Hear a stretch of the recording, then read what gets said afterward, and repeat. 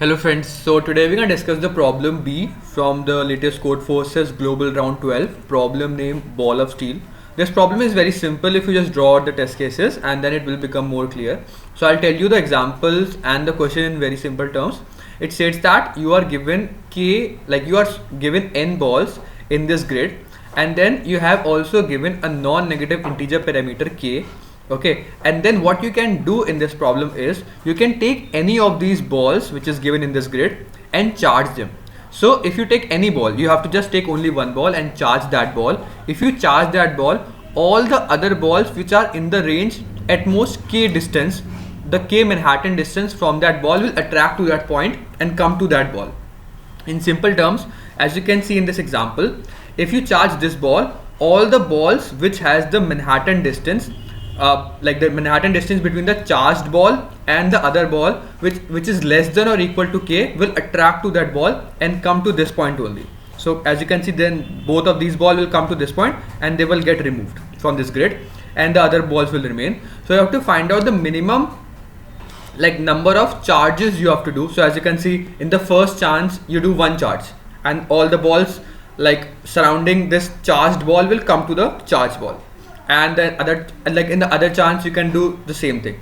So the problem asks you to find out that is it possible to bring all the balls to single point or not, and if it's possible, what is the minimum number of chances. So you can get the clear idea of this problem using the test cases only. So as you can see, it is only -1 and 1, and when I see -1 and 1 only, then I start to think about this problem that okay, why there is no other value for all of these values. Then I thought that okay, the constraints are also very small, so I can iterate over n also. And then what you can simply think here is, let's assume that I have some balls. If this ball can attract all the balls, then after attracting out, let's assume that this is the Manhattan distance, every ball will come to this point.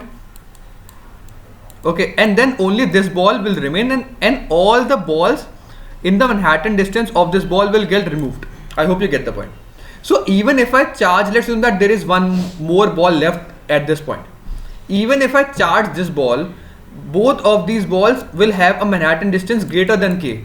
That is why this ball is not in this radius or not in this square. Actually, you can assume this a square because Manhattan distance is working in square. But I'm just giving you an example that if this ball is away from Manhattan distance of the first charged ball, then that is why it is not attracted in the first step only.